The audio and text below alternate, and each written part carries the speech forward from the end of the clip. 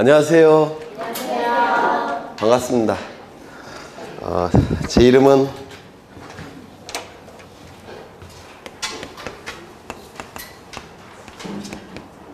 김종규라고 하고요. 담당 과목은 부동산 공시법령 요 과목을 담당해요. 요 과목은 24문제, 4문제가 들어가 있고요.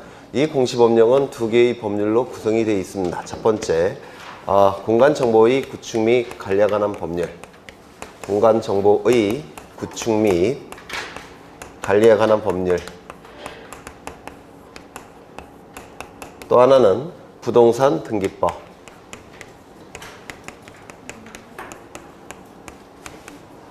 이 2개의 법률로 구성된 부동산 공시법령을 담당하는 김종규라는 사람이에요.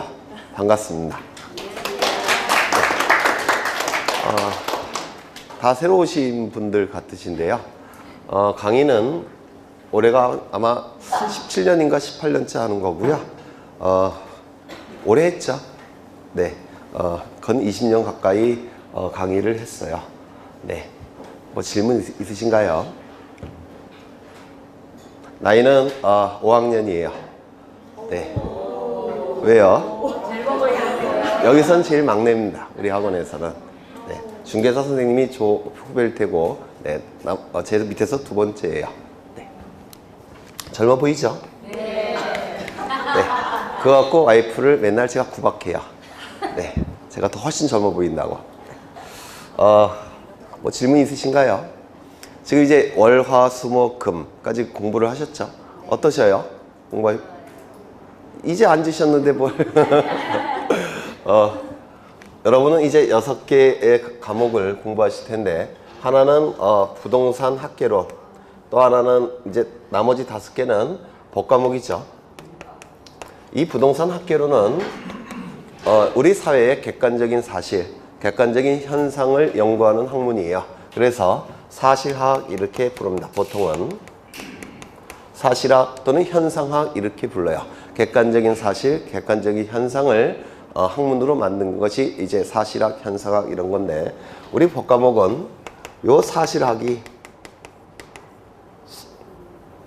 사실을 법조문화한 거예요. 법조문으로 만든 겁니다. 그래서 이걸 규범학이라고 불러요. 규범이라는 것은 법이라는 뜻입니다.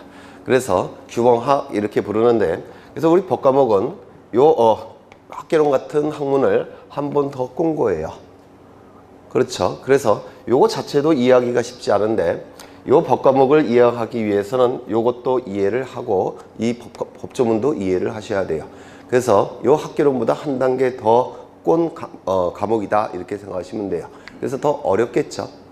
네, 더 어렵습니다. 그래서 이걸 알아가는 과정이 이제 이해한다 이렇게 얘기를 해요.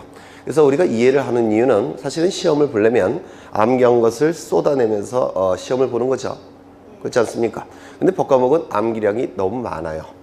암기량이 너무 많아서 암기를 하는 게 원천적으로 불가능해요.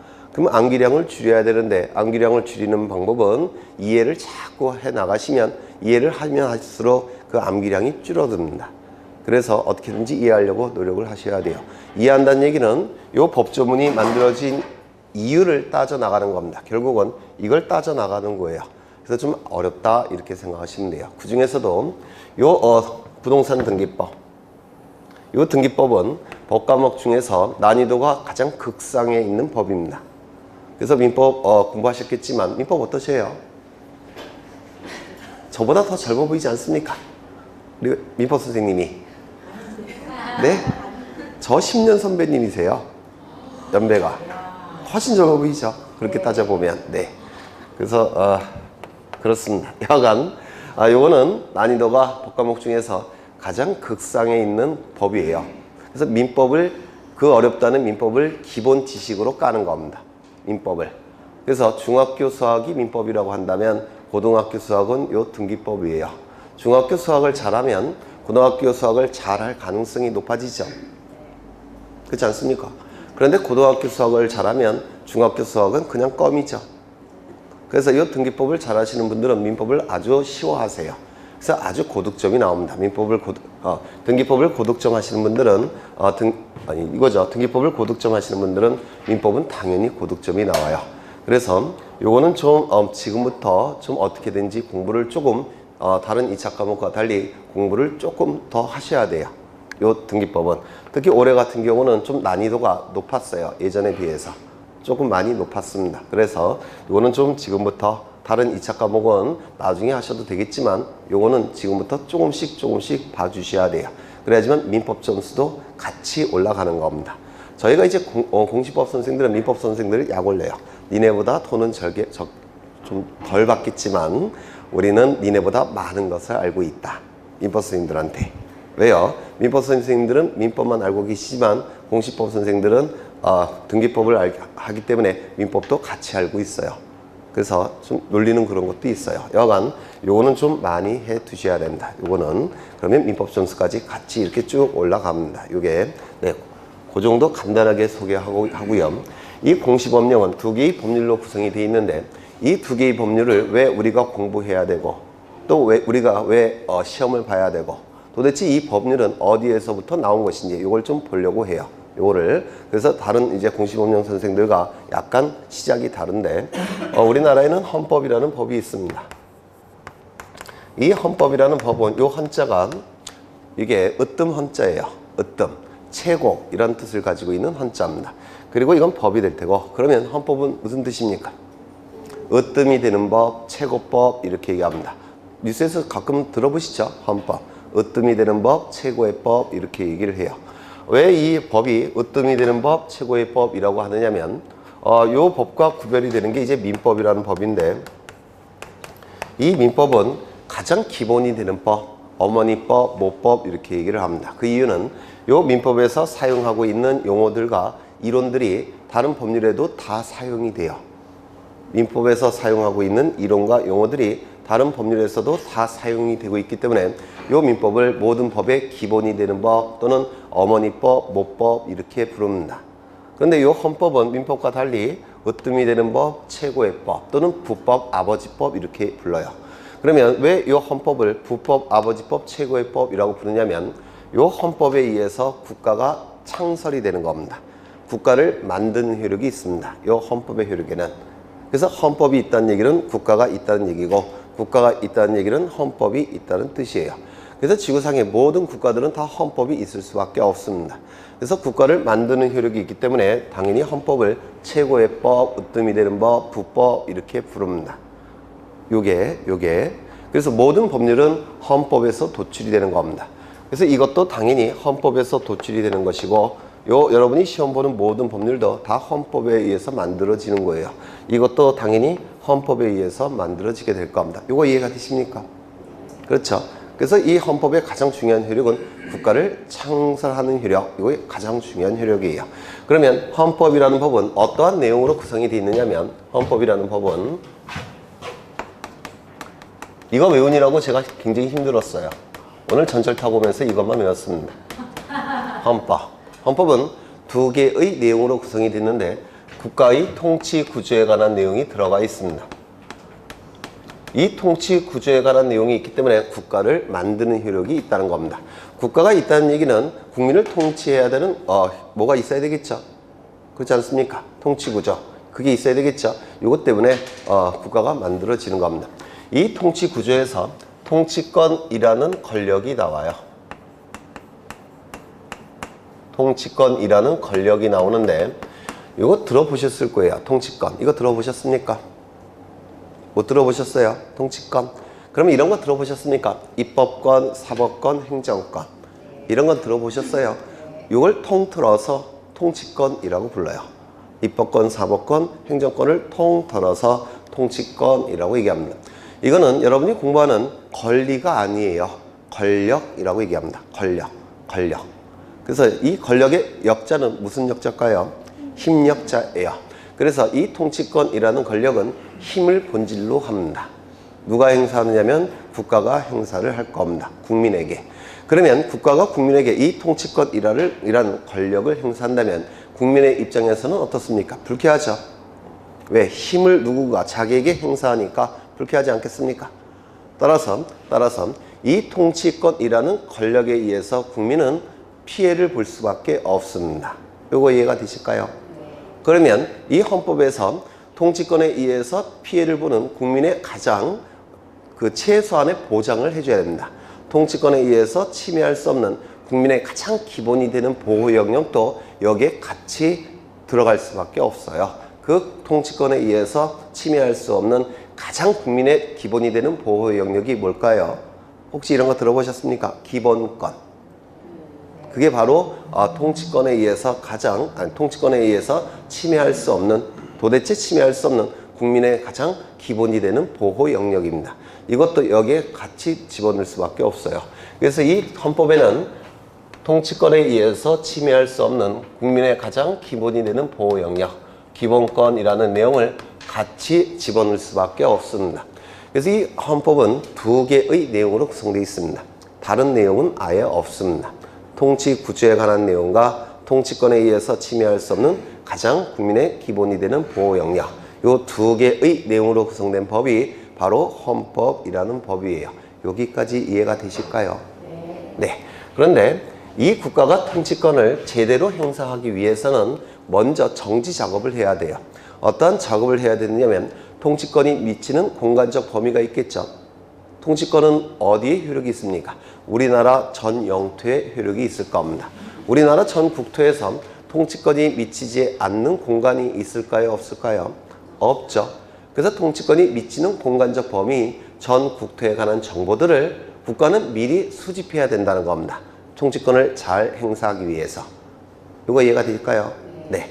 그래서 통치권이 미치는 공간적 범위가 있는데,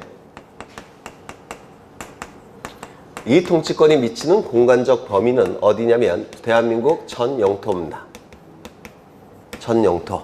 휴전선 아래까지를 얘기합니다.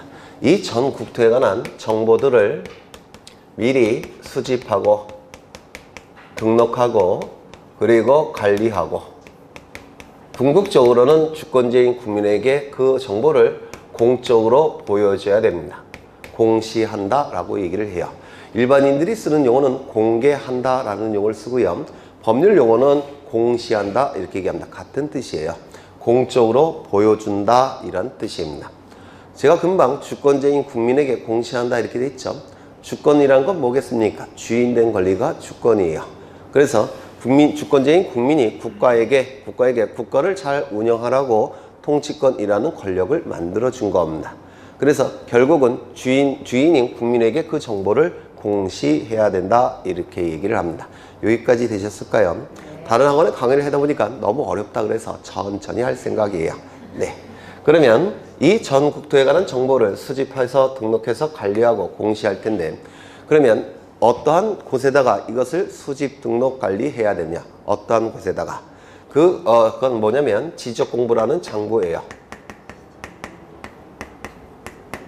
요 지는 땅지자입니다. 땅지. 토지라는 뜻이고요. 이 적은 서적할 때 적자예요. 서적할 때. 그러면 서적할 때 이 적은 무슨 뜻을 가지고 있을까요? 정보라는 뜻을 가지고 있습니다. 그래서 서적은 책에 있는 정보라는 뜻이에요. 그래서 이 적은 정보라는 뜻을 가지고 있는데, 그러면 지적은 무슨 뜻이 되겠습니까? 토지에 관한 정보라는 뜻입니다. 토지에 관한 정보. 이를 지적이라고 얘기합니다. 공은 공적인이라는 뜻이고 부는 장부라는 뜻입니다. 그래서 전 국토에 관한 정보들을 수집, 등록, 관리, 공시해야 되는데, 어디에다가 이것을 수집, 등록, 관리, 공시하느냐면 토지 정보를 담고 있는 공적인 장부에 이 정보들을 수집하고 등록하고 관리하고, 궁극적으로는 주권자인 국민에게 이 장부를 통해서 그 내용을 공시해야 되겠다는 겁니다. 이거 이해가 되실까요? 그렇죠. 그러면 이것을 관리하는 국가기관이 있어야 될 텐데, 국가기관이 누구냐면 여기 전국토라는 문구가 나와 있으니까 중앙행정기관 누가 관리를 해야 될까요? 국토교통부 장관. 국토교통부 장관이 이 장부를 관리하게 됩니다. 국토교통부 장관이 이 장부를 관리하는 겁니다. 여기 국토. 그렇죠. 그런데 이 국토교통부 장관이 바쁘기도 하고, 그리고 국토교통부 장관이 바쁘기도 하고, 이 정보를 전체 여기 그러니까 휴전서 아래쪽 전체를 관리하기가 좀 힘들어요. 법에는 국토교통부 장관이 관리하라고 했는데 국토교통부 장관이 대한민국 전 영토를 관리하기가 많이 힘드니까 시군구별로 이 토지들을 쪼갭니다. 시군구별로 쪼개갖고 다른 국가기관에게 맡겨놨습니다. 그 다른 국가기관은 누구냐면 지적소관청이라는 국가기관입니다. 지적소관청. 여기서 지적은 아까 무슨 뜻이었습니까? 토지정보. 지적은 토지정보라는 뜻이에요. 그리고 여기 소자는 담당한다 라는 뜻을 가진 한자입니다. 담당한다. 관청은 관청이 될 테고, 그러면 지적소관청은 무슨 뜻이겠습니까? 토지정보를 담당하는 관청. 이를 지적소관청이라고 부르는데, 구체적으로는 아까 토지들을 시군구별로 쪼개서 맡겨놨다고 했죠. 그러면 이걸 구체적으로 누굴 얘기하겠습니까? 시장님, 군수님, 구청장님, 이 양반들을 얘기해요. 그래서 국토교통부 장관은 시군구별로 쪼개서 시장, 군수, 구청장에게 이 업무를 맡겨놓은 겁니다. 여기서 맡겨놓는다는 것은 법률 용어로 위임이라는 용어를 씁니다. 여기서 위는 맡길 위자고요. 임은 임무라는 뜻이에요.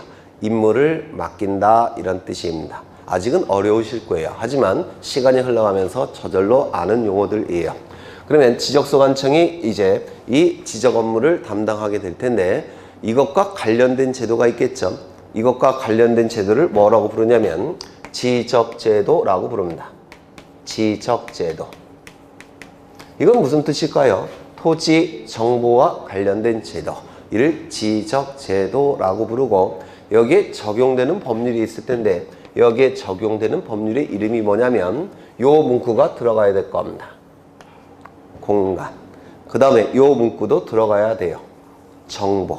그래서 이 지적제도에 적용되는 법률의 이름은 공간정보의 구축 및 관리에 관한 법률. 구축 및 관리에 관한 법률이 지적제도에 적용되는 법률이에요. 토지 정보와 관련된 제도에 적용되는 법률이 이름이 공간정보의 구축 및 관리에 관한 법률이라고 얘기하고, 여기 공시라는 문구도 있죠. 따라서 이는 공시법령이라고도 얘기를 합니다. 부동산 공시법령. 우리 시험에 12문제가 출제가 됩니다. 12문제가. 아까 총 공시법령은 24문제라고 했죠. 그 중에서 12문제가 출제가 되고, 시험의 난이도는 아주 쉽다고 할까요? 어렵다고 할까요? 쉬운 법률이에요. 요게. 그래서 12문제가 출제가 되는데, 보통은 올해 시험을 빼고서는 12문제 중에서 12문제를 다 푸실 수 있는 내용이에요. 올해는 아주 어려운 문제가 하나 출제가 됐기 때문에 그걸 뭐 킬링 문제라고 하는데, 수능 시험 봤죠? 수능도 난리 났죠? 네, 그런 수준의 문제가 한 문제가 나왔어요. 그거는 틀리라고 낸 문제입니다. 그런 거 맞추시면 출제지에 대한 이해가 아니에요. 수능 같은 경우는 워낙 중요한 시험이니까 그런 것도 맞추셔야 되겠지만, 우리 중개사 과목은 60점만 넘으면 합격이죠. 수능과 다르죠. 상대평가가 아니라 절대평가니까 그런 문제는 가볍게 틀리시면 돼요. 한 문제 정도는. 그래서 올해 같은 경우는 11문제 정도는 득점하실 수 있는 문제가 출제가 됐습니다. 그런데 이게 어려워하시는 분들도 있는데, 그 이유는 용어가 생소하세요. 여자분들은 아주 생소하실 테고, 남자분들도 굉장히 일반적으로 사용하는 용어들이 아니기 때문에 생소하십니다. 그래서 용어만 좀 익숙해지시면 12문제 중에서 12문제 다 득점하실 수 있는 과목이에요. 요게. 보통 합격자들은 10개 정도는 득점하십니다. 양이 일단 적습니다. 어느 정도 적으냐면 중개업법령밖에 안 돼요. 중개업법령 굉장히 고득점 과목이라는 거 들어보셨습니까? 그 정도 양밖에 안 돼요. 중개업 선생님들이 싫어하실 테겠지만 제가 볼 땐 그렇습니다.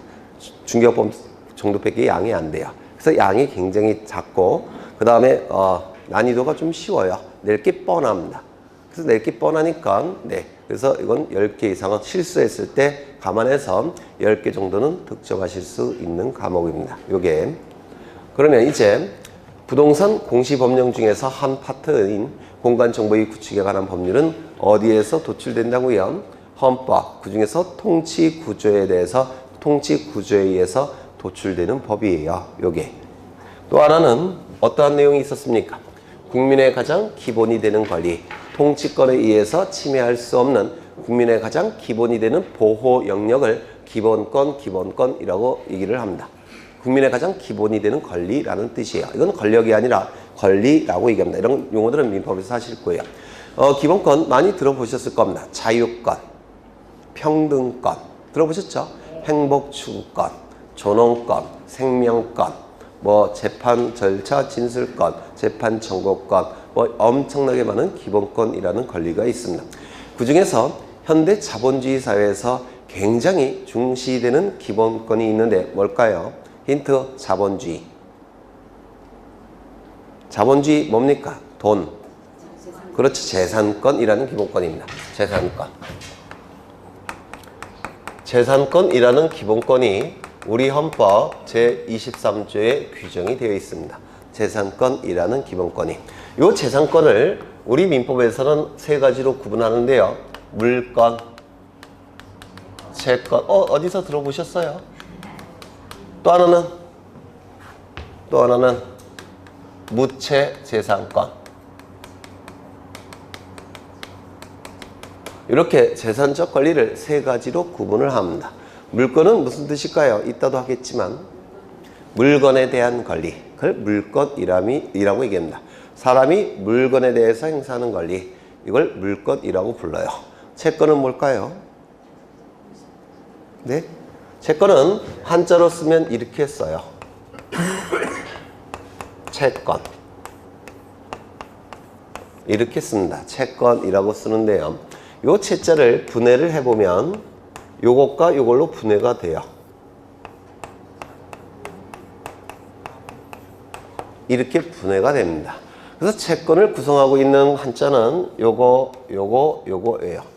이건 사람이란 뜻이고 요거는 책임할 때 그 책자입니다. 책임진다 이런 뭔지 아시겠죠? 책임진다 할 때 그 책자입니다. 그러면 채권은 무슨 뜻이냐면 사람에게 책임을 물을 수 있는 권리. 이게 채권입니다. 그러니까 사람에 대한 권리가 채권이에요. 물권은 물건에 대한 권리, 채권은 사람에 대한 권리. 무채재산권은 뭘까요? 형체가 없는 재산에 대한 권리. 이걸 무채재산권이라고 얘기합니다. 갑이라는 사람이 형체가 없는 여기에 대한 권리. 이걸 무채재산권이라고 얘기하는데 뭐가 있느냐면 특허권 이런 거 들어보셨습니까?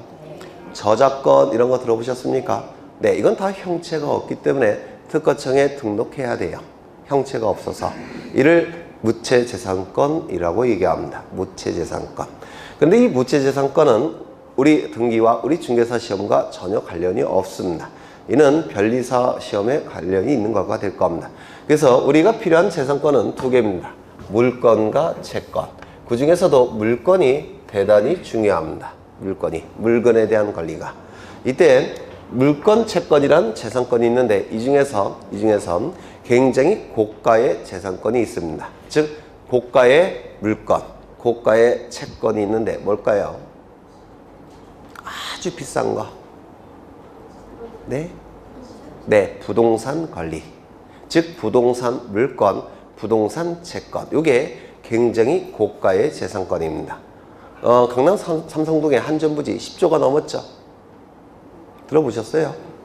강남 삼성동에 있는 한전부지 토지는 10조가 넘었어요. 가격이. 그렇게 고가의 재산권이 있다는 겁니다. 그래서 이 재산권 중에서 고가의 재산권이 있는데 부동산 물권, 부동산 채권 같은 부동산 권리가 대단히 부동산에 관한 권리가 고가의 재산권입니다. 이 부동산 권리에 관한 정보들을 수집하고 등록하고 관리하고 그리고 궁극적으로는 주권자인 국민에게 그 정보를 공적으로 보여줘야 되겠다는 겁니다. 이거 이해가 되실까요? 워낙 고가이기 때문에 그래요. 워낙 고가이기 때문에. 그러면 이 부동산 권리에 관한 정보들을 어떠한 매개체에다가 수집, 등록, 관리, 공시해야 되느냐면 저쪽의 정보들은 지적 공부에 수집, 등록, 관리, 공시한다고 했죠. 여기는 부동산 등기부라는 장부에 부동산 권리에 관한 정보들을 수집, 등록, 관리, 공시하는 겁니다. 들어보셨습니까? 부동산 등기부. 그렇죠. 여기서 등기라는 개념이 나오는데 등기. 이 등자는 무슨 등자일까요? 등산할 때 등자예요. 올라간다, 올린다 이런 뜻이고요. 이 기자는 무슨 기자일까요? 기록한다, 기록이라는 뜻이에요. 그래서 기록에 올리는 거. 뭐에 관한 것을? 부동산 권리에 관한 정보들을 기록에 올리는 거. 이를 등기한다 이렇게 얘기를 합니다. 들어보셨습니까? 등기. 부동산 권리에 관한 정보를 기록에 올리는 거. 등기한다 이런 용어가 여기서 나온 겁니다. 그렇죠. 그러면 이 등기부를 관리하는 국가기관은 누구야 되느냐면 입법부, 사법부, 행정부 이런 거 들어보셨죠? 그 중에서 누가 관리를 할까요? 사법부. 이유는요.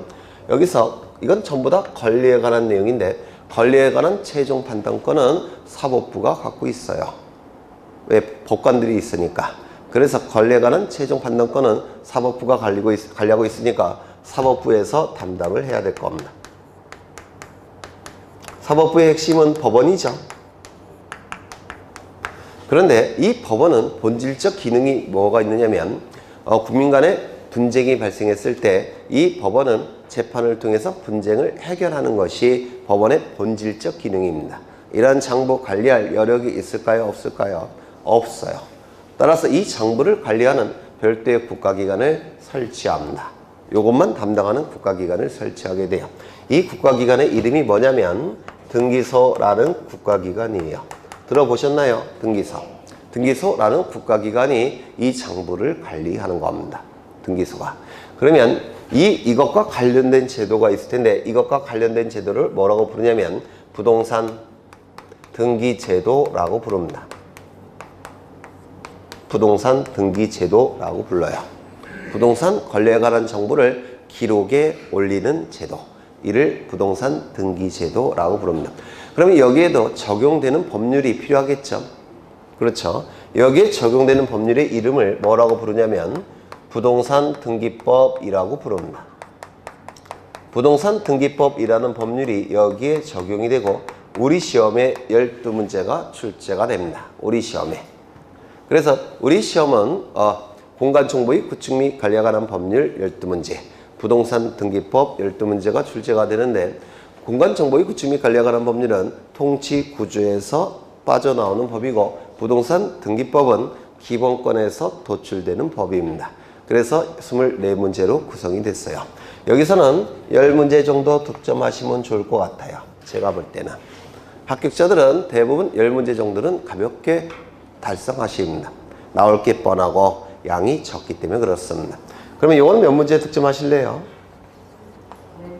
10문제. 네. 10문제를 득점하시는 분들은 아마도 민법도 거의 만점이 나오실 거예요. 그랬으면 좋겠습니다. 제가 볼 때는. 네. 이거는 난이도가 극상에 있는 법이에요. 법 중에서 이건 민법을 기초법으로 삼고 있는 법입니다. 민법이 기초가 돼서 이 등기법을 이해해야 돼요. 그래서 이거는 보통 6개 정도 득점하시면 이건 아주 고득점을 했다라는 평가를 받습니다. 이게 난이도가 워낙 높아서 특히 올해 시험은 난이도가 굉장히 높았어요.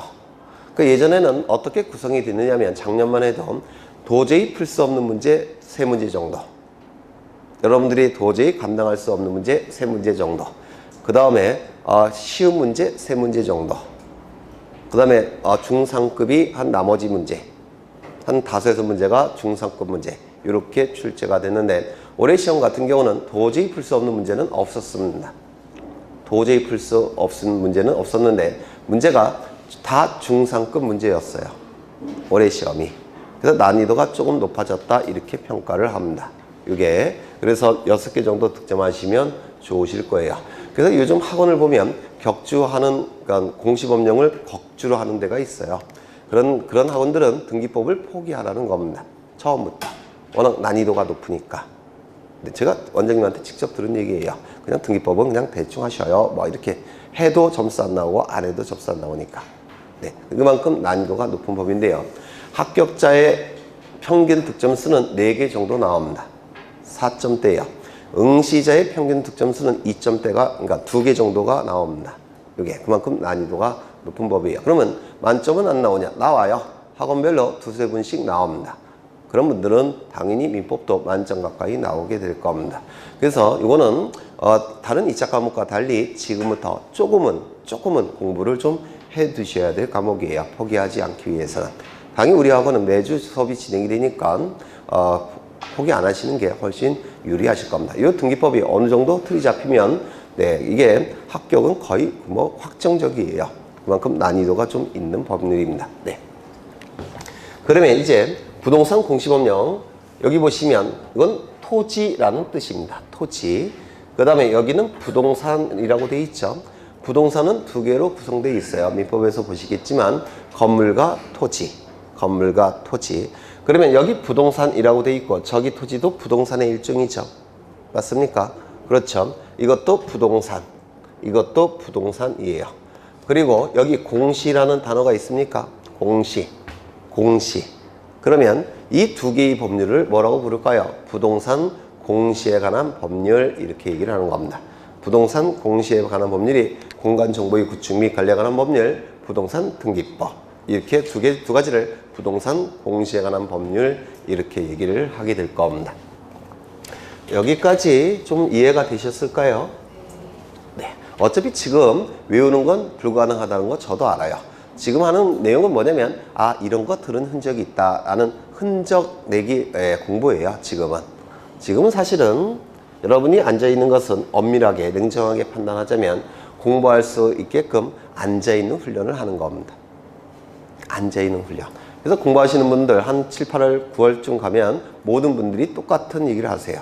중고등학교 때 이렇게 공부했다면 인생이 달라졌을 텐데. 네. 그래서 이제 본격적으로 공부하시기 전에 앉아있는 훈련을 보통 하시는 거예요. 예전에 사법시험이 있을 때 사법시험 처음 준비하는 분들은 어떤 일을 했을까요? 제가 옛날에 그 드라마 같은 거 보면은 절에 가서 공부하는 거 나오죠. 가끔. 그 다음에 신림동에서 공부한다는 얘기 들어보죠. 그 중간 세대가 제 세대예요. 선배들은 전에 가서 공부하고 후배들은 신림동 가서 공부하고 곧 낀 세대가 제 세대인데요. 선배들 얘기를 들어보면 저는 물론 절에는 안 갔어요. 네. 신림동도 나중에 갔지만 근데 선배들 얘기 들어보면 절에 가서 첫 번째 하는 훈련이 앉아있는 훈련을 한대요. 절에 가서 놀 곳도 없으니까 공부를 해야 되니까 그때는 학원 강의도 없었으니까 그래서 하루 종일 그냥 앉아있는 훈련을 한답니다. 얼마큼 할까요? 2달. 여러분들도 아마 11월, 12월은 앉아있는 훈련이 주목적이 될 겁니다. 그리고 강사들이 설명하는 것을 이제 머릿속에 흔적내는 과정이 될 거예요.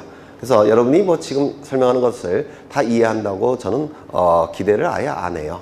네, 그러니까 편안하게 들으시면 돼요. 11월, 12월 정도는. 근데 이제 법과목이라는 것은 아까도 보셨지만 규범학인데요. 이게 공부할수록 이게 쌓여 나갑니다. 11월, 12월 앉아있는 훈련이 주가 되겠지만 이것도 분명히 여러분 몸에 쌓여질 겁니다. 그렇게 생각하시면 될 것 같아요. 그러면 이제 2개의 법령은 어디서 도출된지를 보셨는데 이때 여기도 부동산 전국토에 관한 정보라는 용어를 쓰고 있고 여기도 부동산 관리에 관한 정보라는 용어를 쓰고 있는데 그러면 도대체 정보는 무엇을 의미하는 거냐? 이걸 궁금해 하셔야 돼요. 궁금하십니까? 네? 네, 궁금해 하셔야 돼요. 네라고 대답하신 분은 아마 올해 85점 이상 나오실 거예요. 대답 안 하신 분들은 한 65점 정도 합격은 시켜야 되니까. 그렇죠. 그럼 이 전국토에 관한 정보는 구체적으로 무엇을 의미하느냐면 주된 정보는 토지 표시에 관한 정보를 얘기합니다. 토지 표시에 관한 정보. 토지 표시에 관한 정보를 얘기하고요. 우리나라는 자본주의 사회 맞습니까? 자본주의 사회 맞죠? 그럼 자본주의 사회라는 것을 법적으로 어떻게 얘기하느냐면 국민이 소유권을 가질 수 있는 제도를 만드는 게 자본주의 제도예요. 법적으로는. 그래서 국민은 다 소유권을 가질 수가 있습니다. 그러면 이 전 국토에 깔려 있는 토지들도 소유권자가 다 따로 있겠죠. 그 소유권자에 관한 정보가 부수적인 정보로서 수집이 됩니다. 주된 정보는 토지 표시에 관한 정보, 부수적으로는 소유자에 관한 정보. 소유자에 관한 정보는 세 가지를 의미하는데요. 소유자 뭘까요? 이름, 주민번호, 주소. 이것을 수집합니다. 자본주의 사회니까 그래요. 그래서 소유자의 이름, 주민번호, 주소를 수집하고요. 이건 어디까지나 부수적인 정보고 가장 주된 정보는 토지 표시에 관한 정보입니다. 이건 오늘 외워두셔야 돼요. 토지 표시에 관한 정보는 뭐가 있느냐면 소재지. 뭘까요? 그 토지가 어느 위치에 있는지, 어느 행정구역에 위치하고 있는지 이 소재지를 수집해야 됩니다. 두 번째, 토지의 번호. 지번이라고 얘기합니다. 지는 토지라는 뜻이고 번은 번호라는 뜻이에요. 사람에게 주민번호가 있는 것처럼 토지에도 번호가 부여되어 있어요. 다른 토지들과 구별하기 위해서. 번지, 지번 같은 뜻이에요. 왼쪽에서부터 읽으면 지번, 오른쪽에서부터 읽으면 번지. 그렇죠. 그 다음에 지목. 지목은 토지의 사용 목적을 지목이라고 부릅니다. 토지의 사용 목적을 줄여서 지목이라고 얘기하는데 임야 이런 거 들어보셨습니까? 임야 뭐 이런 게 지목이에요. 토지의 사용 목적. 그 다음에 면적. 토지의 넓이가 될 겁니다. 토지의 넓이. 그리고 경계. 이 경계는 뭐냐면 토지가 이렇게 생긴 게 있을 때 이게 경계예요. 소유권이 미치는 범위를 표시하고 있는 그림. 이게 경계라고 얘기합니다. 그 다음에 좌표. 이 좌표는 뭐냐면 토지가 이렇게 생긴 토지가 있을 때 요걸 뭐라고 부를까요? 요거 경계들이 만나는 점, 경계점이라고 부릅니다. 경계들이 만나는 점을 경계점이라고 부르는데 이 경계점은 경계들이 만나는 점이니까 그림 형태로 표시가 되겠죠. 그렇지 않습니까? 제가 지금 그린 거 아닙니까? 그린 거죠.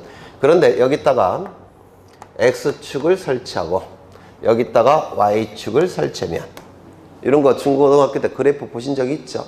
근데 중고등학교 때는 여기가 Y축이고 여기가 X축인데 우리 측량에 있어서는 거꾸로 되어 있어요. 이게 X축, 이게 Y축입니다. 그러면 여기가 뭐가 될까요? 원점 0,0 여기가 0,0이 될 겁니다. 원점. 그러면 이 경계점을 X축, Y축 이렇게 그렸으니까 경계점을 X좌표, Y좌표 이렇게 표현할 수 있습니까? 네? 있을까요? 없을까요? 있겠죠? 그렇죠. 예를 들어서 여기가 100, 여기가 70이라고 한다면 여기는 100,70 이렇게 표현할 수 있지 않습니까? 그렇죠. 이걸 경계점 좌표라고 부릅니다. 그림 형태의 경계점을 숫자 형태의 좌표로 전환시킨 건데 경계점 좌표라고 불러요. 너무 기니까 줄여서 좌표라고 부릅니다. 그래서 토지 표시는 소재, 지번, 지목, 면적, 경계, 좌표를 얘기하는데 이게 바로 토지에 관한 정보입니다. 너무 기니까 이렇게 외우셔야 될 거예요. 물론 당연히 외우시게 될 거예요. 소, 지, 지면, 경좌표 이렇게 외우십니다. 소, 지, 지면, 경좌표. 그러면 국가가 통치권을 잘 행사하기 위해서 통치권이 미치는 공간적 범위인 전 국토에 관한 정보를 수집, 등록, 관리, 공시해야 되는데 그 정보는 주된 정보와 부수적인 정보가 있고 주된 정보는 토지 표시, 내용은 소재, 지번, 지목, 면적, 경계, 좌표 6가지입니다. 외워두셔야 돼요. 물론 저절로 외우실 겁니다. 여기까지 되셨을까요? 네. 되셨죠? 그래서 이게 가장 핵심이 되는 겁니다. 붉은색. 이게 가장 핵심이 되는 거예요. 그 다음에 여기 부동산 권리에 관한 정보를 수집, 등록, 관리, 공시한다라고 했는데 이 부동산 권리에 관한 정보, 저쪽에는 토지에 관한 정보죠. 근데 여기는 부동산 권리에 관한 정보죠. 하나 더 추가되어 있습니다. 뭐가? 권리가. 맞습니까? 그래서 이 부동산 권리에 관한 정보는 둘로 나눠서 판단을 해야 됩니다. 부동산에 관한 정보 하나와 권리에 관한 정보 하나, 이렇게 둘로 나눠서 판단을 하게 돼요. 부동산에 관한 정보는 부동산 표시에 관한 정보를 얘기합니다. 부동산 표시에 관한 정보. 그리고 여기는 권리에 관한 정보가 될 겁니다. 부동산 표시에 관한 정보와 권리에 관한 정보, 이렇게 둘로 나눠서 생각을 해봐야 돼요. 근데 민법에서 하셨겠지만 모든 이 세상에 존재하는 물건들은, 이 세상에 존재하는 모든 물건은 여러분 눈에 보이는 것들을 얘기해요.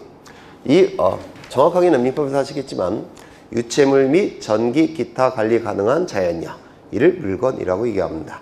이 물건, 이 세상에 존재하는 모든 물건은 둘로 구분할 수가 있어요. 하나는 움직이는 재산, 움직이지 않는 재산. 움직일 동자 재산, 산출물이란 뜻이에요.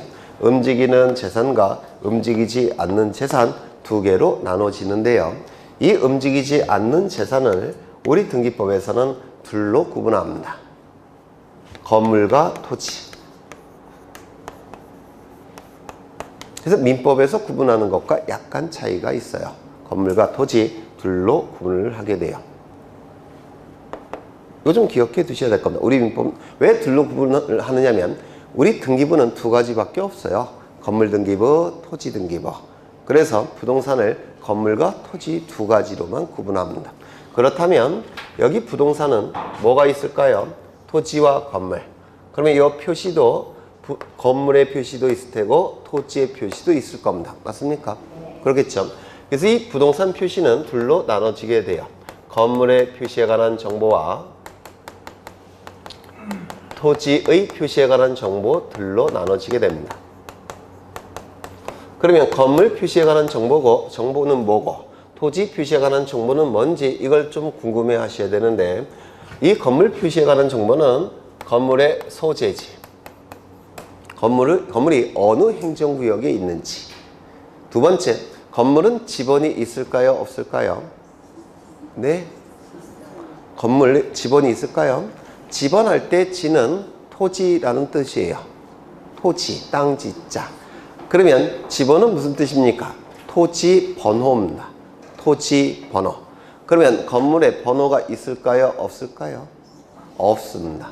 건물은 번호가 없어요. 지번에 해당되는 게 없습니다. 그런데 문제는 뭐냐면 건물은 하늘에 이렇게 붕 떠 있을 수 있습니까? 하늘에 공중에 떠 있을 수는 없죠. 어디 붙어 있습니까? 땅에 붙어 있어요. 그래서 이 건물은 토지와 뗄래야 뗄 수 없는 관계예요. 이때 건물이 들어서 있는 이 토지를 뭐라고 부르냐면 대지라고 부릅니다. 대지. 이 대자는 기초 대자입니다. 기초 대자. 기초가 되는 땅 대지라고 불러요. 그러면 뭐의 기초가 되는 땅일까요? 건물의 기초가 되는 땅. 이를 대지라고 부릅니다. 건물의 기초가 되는 땅, 대지. 그런데 이 대지와 건물은 뗄래야 뗄 수가 없어요. 말도 그렇게 붙었죠. 건물의 기초가 되는 땅. 이게 대지니까 이 대지는 건물과 뗄래야 뗄 수 없는 아주 밀접한 관계예요. 맞습니까? 그런데 이 대지는 토지니까 지번이 있을까요? 없을까요? 있겠죠. 그래서 여기에 건물의 소재지와 건물의 대지 지번, 건물의 대지 지번, 요게 건물의 표시사항입니다. 그리고 건물의 종류. 이 종류는 뭘 의미하느냐면 아파트냐, 단독주택이냐, 연립주택이냐, 뭐 이런 것들을 얘기하고요. 건물의 구조. 이 구조는 뭐냐면 그 건물은 철골 콘크리트로 지었느냐, 목재로 지었느냐, 또는 벽돌로 지었느냐, 뭐 이런 걸 얘기하고요. 그 다음에 넓이, 면적. 건물의 넓이를 얘기합니다. 이게 바로 건물 표시에 관한 정보인데요. 이 세 가지를 뭐라고 부르냐면 건물의 내역이라고 불러요. 건물의 내역은 건물의 내용이란 뜻이에요. 이건 이력이란 뜻이니까 건물의 내용이란 뜻입니다. 그래서 건물의 표시사항은 소재, 어느 행정구역에 있는지, 대지집안 몇 번지 토지 위에 있는지, 종류, 그 종류는 뭐 아파트인지 그냥 일반 빌딩인지 아니면 단독주택인지, 구조, 무엇으로 만들었는지, 철골 콘크리트로 만들었는지, 벽돌로 만들어졌는지, 목재로 만들어졌는지, 면적, 넓이, 이걸 건물의 표시에 관한 정보라고 얘기합니다. 이거 지금 외워두시면 나중에 암기량을 줄일 수가 있습니다. 나중에 암기량을 대폭 줄일 수가 있어요. 그래서 이렇게 외우시면 될 것 같아요. 소재, 대지집원, 건물의 종류, 건물의 구조, 건물의 면적. 여기 등기부가 있는데요. 이 등기부에서 한 문제 이상이 나옵니다. 주로 아파트 등기부가 나오는데, 아파트 등기부, 이걸 집합건물 등기부라고 불러요. 법률적으로 아파트 등기부가 출제가 되는데, 이걸 외워두시면 그 내용 암기량이 대폭 줄어들어요. 그래서 이거 좀 외워두시면 좋을 것 같아요. 소지 종구면 이렇게 외우십니다. 소지 종구면. 그 다음에 토지 표시에 관한 정보도 있겠죠. 토지 표시에 관한 정보. 어차피 여러분들도 스스로 좀 암기한다는 기대는 좀 버리세요. 한 번 듣고 암기하는 건 없죠. 소설책도 아니고. 저는 소설책 봐도 잘 몰라요. 뒤에 읽을 때 되면 앞에 게 기억이 안 나서. 네. 토지의 표시는 뭘까요? 토지가 어느 행정구역에 있는지, 그리고 그 토지의 번호는 무엇인지, 그 토지의 사용 목적은 무엇인지, 그 토지의 면적은 얼마나 되는지. 소재, 지번, 지목, 면적입니다. 소재, 지번, 지목, 면적이에요. 소재, 지번, 지목, 면적입니다. 저쪽에는 전 국토에 관한 정보에 토지에 관한 정보죠. 이것도 토지의 표시, 요게 추가되어 있습니다. 이유는 이게 주된 정보이기 때문에 그래요. 아주 상세하게 수집한 겁니다. 뭐까지? 경계와 좌표까지. 여기서는 주된 정보는 이게 주된 정보가 아니라 이게 주된 정보예요. 이게 주된 정보니까 경계 좌표 정도는 그냥 생략하겠다는 겁니다. 이거 이해가 되실까요? 그래서 저쪽은 소지, 지면, 경좌표 이렇게 외우셔야 되고, 이쪽은 소지, 종구면, 소지, 지면. 소지, 종구면, 소지, 지면 이렇게 외우시면 될 것 같아요. 나중엔 다 외우시게 돼 있어요. 네. 그 다음에 그러면 이런 것들은 이 등기부에 기록을 해야 되는데, 아까 등기는 뭐라고 했습니까? 기록에 올리는 거. 그렇죠? 그러면 등기부에 올려야 되는데 어디에다 올릴까요? 등기부 어느 부분에? 요것은 등기부의 제목을 표시하는 부분에 올립니다. 등기를 하게 돼요. 제목을 표시하는 부분, 표제부라고 부릅니다. 이 표제부는 등기부에 어떤 역할을 수행하느냐면 명찰 역할을 수행해요. 어느 토지에 대한 권리에 관한 정보를 담고 있다는 것을 표제부를 통해서 알 수가 있습니다. 어느 건물에 관한 권리에 관한 정보를 담고 있는지를 표제부를 통해서 알 수가 있어요. 책으로 치면 거표지에 해당되는 겁니다. 제목을 표시하는 부분에 저런 것들을 기록하게 됩니다. 그리고 이제 이 권리에 관한 정보가 있는데요. 이때 이 권리는 두 가지로 나눠집니다. 권리를. 어떻게 나누냐면 모든 권리 중에서 으뜸이 되는 권리가 뭐가 있을까요? 재산권 중에서 으뜸이 되는 권리가 뭐가 있을까요? 그 재산을 사용할 수도 있고 수익을 낼 수도 있고 심지어는 처분할 수도 있는 권리가 있는데 뭘까요? 소유권이라는 권리입니다. 그래서 재산권 중에서 가장 으뜸이 되고 본질적이고 본원적인 권리를 소유권이라고 불러요. 소유권. 그리고 소유권자가 만들어주는 권리가 있죠. 소유권자가 다른 자에게 만들어주는 권리. 이게 있을까요? 없을까요? 내가 뭔가를 다른 사람에게 빌려주면 그 다른 사람 뭔가 권리를 갖는 거예요. 그래서 뭐가 있을까요? 소유권 이외의 권리.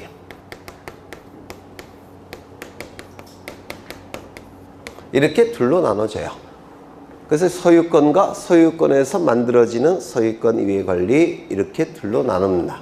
우리 등기법에서는 소유권은 가장 본질적인 권리, 그리고 그 나머지는 전부 다 소유권자가 다른 자에게 만들어주는 거예요. 그래서 소유권과 소유권 이외의 권리로 나누고, 여기에 정보가 있는데 이건 정보가 좀 어려우셔요. 민법을 좀 하셨으면 어렵지 않겠지만 아직 백지 상태이기 때문에 좀 어렵습니다. 그냥 들어만 두셔요. 저 정보는 보전, 설정, 이전, 변경, 소멸, 처분 제한, 요 6가지를 얘기합니다. 정보는 아직은 어려우실 겁니다. 보전, 설정, 이전, 변경, 소멸, 처분 제한, 요것을 얘기하는데요. 보전이라는 용어는 무슨 뜻이냐면 존재하는 소유권을 보호한다 이런 뜻입니다. 존재하는 소유권을 보호한다. 이를 보전이라고 얘기합니다. 아직은 어려우실 겁니다. 설정은 만들어서 정해준다 라는 뜻이에요. 설정. 만들어서 정해준다. 그래서 이 설정은 만들 설정을 씁니다. 정은 정할 정자. 갑자기 여러분들 표정이 급 어두워지고 있습니다. 네, 법률용, 본격적인 법률용을 하니까 표정들이 급 어두워지고 있어요. 네, 보전은 뭐라고요? 존재하는 소유권을 보호한다. 설정은 만들어서 정해준다. 그 다음에 이전은, 이거는 제가 못 외웠으니까 한글로 쓰겠습니다. 이자는 옮길 이자예요. 옮길 이자. 전자는 굴러간다 전자입니다. 굴러간다 전자. 그럼 무슨 뜻일까요? 내가 가진 권리가 굴러가서 다른 자에게 옮겨진다 이런 뜻입니다. 그럼 내가 가진 소유권이 굴러가서 다른 자에게 옮겨진다면 다른 자는 무슨 권리를 취득할까요? 소유권. 맞습니까? 내가 가진 전세권이 굴러가서 다른 자에게 옮겨진다면 그 다른 자는 어떤 권리를 취득할까요? 전세권. 이게 이전이라는 겁니다. 내가 가진 권리가 굴러가서 다른 자에게 옮겨진다. 이전이라는 뜻이에요. 제가 가진 권리 중에서 저는 소유권자인데 소유권에서 일부를 떼어갖고 다른 자에게 전세권을 만들어주는 경우가 있어요. 이때는 이전이라는 용어를 쓸 수 있을까요? 없을까요? 없습니다. 내가 가진 권리 중에서 일부를 떼어갖고 다른 자에게 만들어주는 거, 만들어서 정해주는 거, 만들어서 정해주는 거, 무슨 용어 쓸까요? 설정, 설정. 만들어서 정해준다라는 뜻입니다. 그 다음에 변경, 내용이 바뀐다라는 건데 전세 살기 위해서는 전세금 내야죠. 근데 집주인이 5억을 더 올려달라고 해요. 세상이 미친 거죠. 네.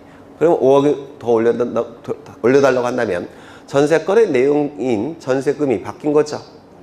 맞습니까? 내용이 바뀐 것을 뭐라고 하느냐면 변경이라는 얘기를 씁니다. 변경. 전세권이 변경되었다. 변경. 그 다음에 소멸. 전세 기간이 2년이에요. 2년 다 살았습니다. 그러면 더 이상 살 수 있습니까? 없습니까? 없죠. 왜? 2년이 지났으니까 전세권이 소멸한 거 없어진 거예요. 소멸. 그 다음에 이 처분 제한. 제가 가진 권리 중에서 소유권이 있는데 이 부동산 아파트 소유권이 있는데 이 아파트 소유권을 돈 받고 팔 수 있죠. 맞습니까? 이걸 처분이라고 해요.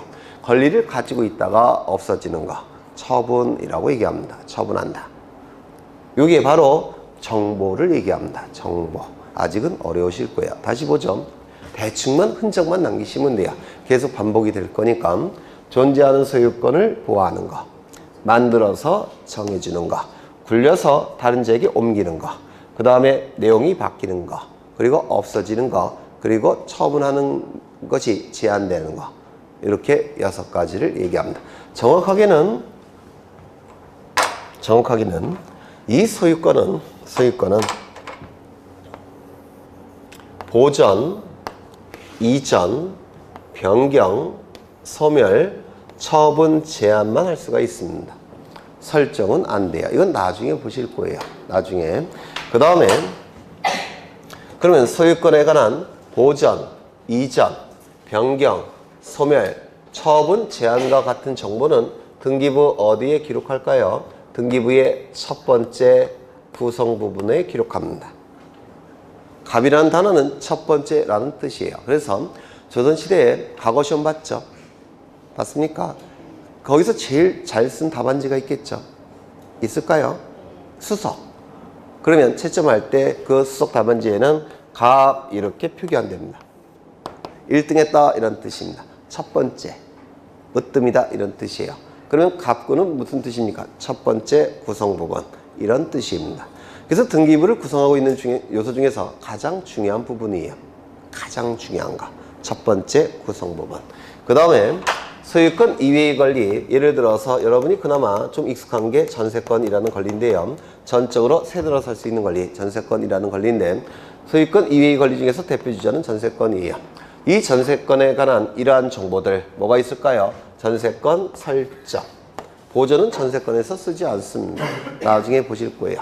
전세권 설정, 전세권 이전, 전세권 변경, 전세권 소멸, 전세권의 처분 제한에 관한 정보는 등기부 어디에 기록을 하느냐면 두 번째 구성 부분에 기록합니다.